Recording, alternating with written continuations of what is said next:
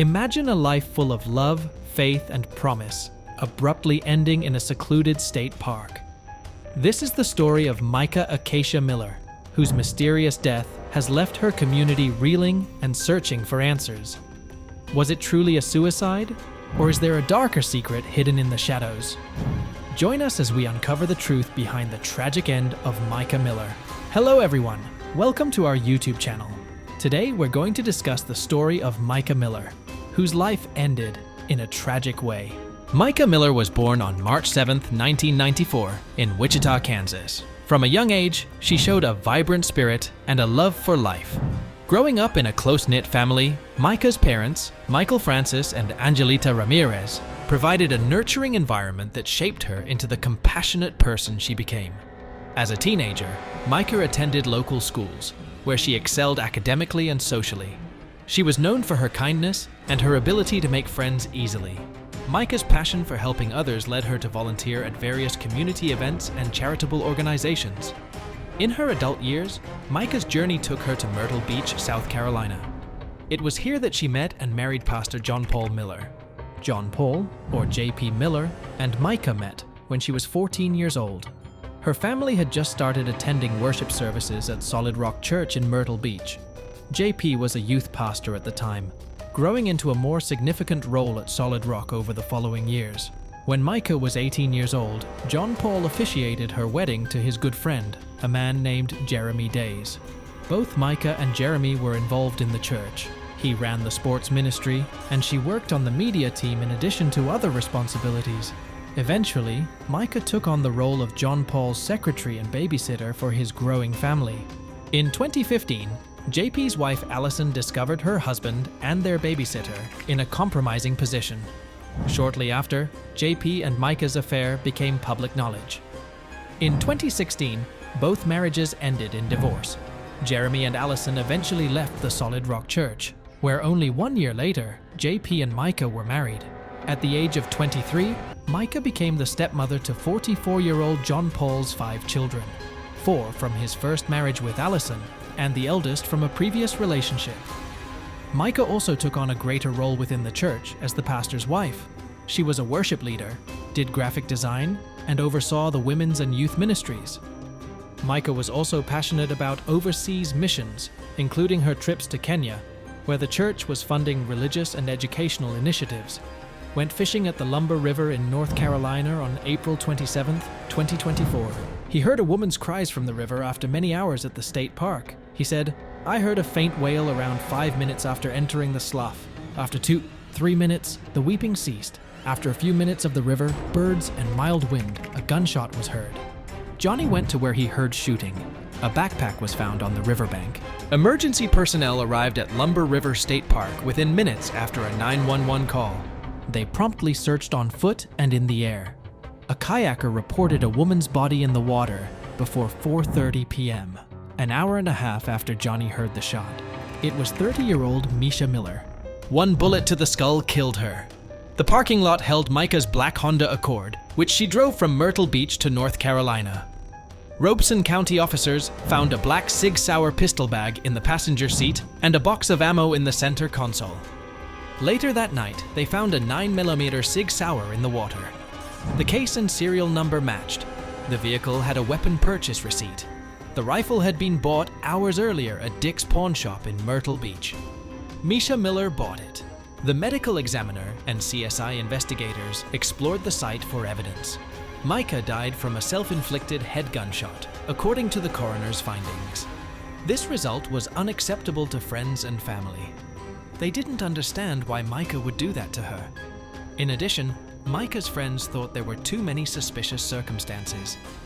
Mica's spouse, John Paul Miller, was their main suspect. Let's explore a hypothetical scenario that draws upon common dynamics found in troubled relationships. Mica's activities, decisions, and social interactions were under the significant control of John Paul. Her experience was marked by a tense and restrictive environment where control was the prevailing force. Allegations arose that John Paul had emotionally manipulated and insulted Mica, which seemed to contribute to her overwhelming feelings of worthlessness and isolation.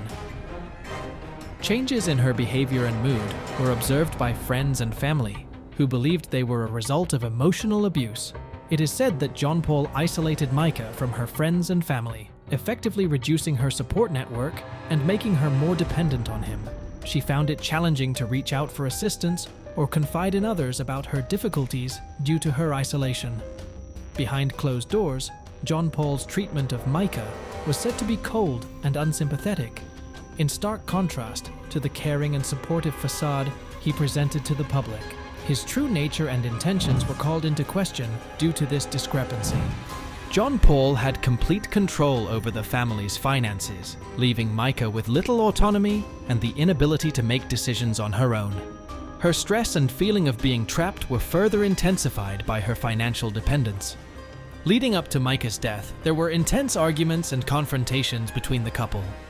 Witnesses reported hearing intense arguments, which raised suspicions about John Paul's possible role in her death. John Paul's role as a pastor made his actions and the couple's private issues the subject of speculation and gossip within the community. The following scenarios depict how John Paul's actions and the dynamics within their marriage may have played a role in the suspicions surrounding Mica's unfortunate demise. There was a thorough investigation of the crime site. Authorities were concerned that the corpse and weapon were positioned in a way that suggested a self-inflicted wound. Experts in forensic science examined the autopsy results and gun residue. There were clues that warranted a deeper inspection, even if the residue pattern was in line with a self-inflicted gunshot. There were anomalies in the residue distribution that couldn't be easily explained. The police interviewed eyewitnesses and examined John Paul Miller's actions in great detail as part of their inquiry. We had to consider all possibilities, including foul play, given the context and testimonies. The untreated anxiety and despair that Mica exhibited were uncovered during psychology examinations. Professionals debated the factors that may push a victim of emotional abuse to such a breaking point. A psychologist pointed out, emotional abuse can push individuals to the edge, creating a perfect storm of mental anguish. More questions than answers arose from the inquiry into Mica Miller's death, which brought attention to the intricacies of domestic and mental health concerns.